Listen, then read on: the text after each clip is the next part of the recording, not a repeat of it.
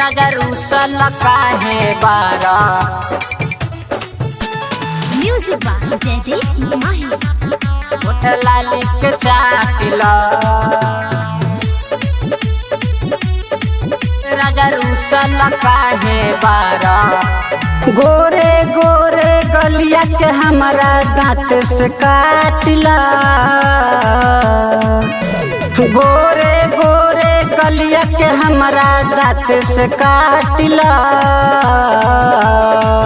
राजा रूसल काहे बारा।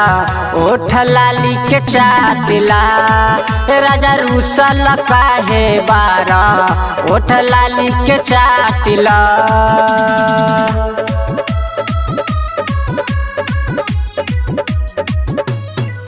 राजा रूसल काहे बारा। ओठ लाली के चाटिला काहे खातिर रूसल बारा। सुना हमर सैया आब तोहे रखली हम आचरा के छैया। काहे खातिर रूसल बारा।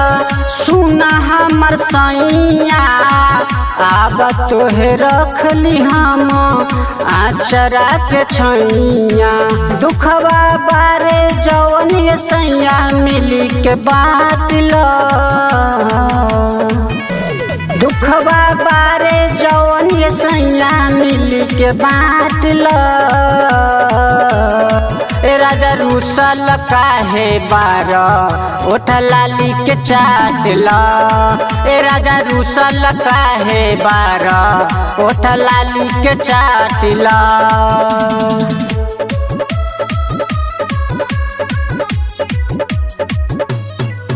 राजा रूसल काहे बारा। ओठ लाली के चाटिला श्याम किशोर सैया पूछऊ त बोली। पास में आके सैया खोली द न चोली। खोली द न चोली। श्याम किशोर सैया पूछऊ त बोली। पास में आके सैया खोली द न चोली। छोटू बिहारी के घरे बोला के सीना से साटला। छोटू बिहारी के घरे बोला के सीना से साटला राजा रूसल काहे बारा।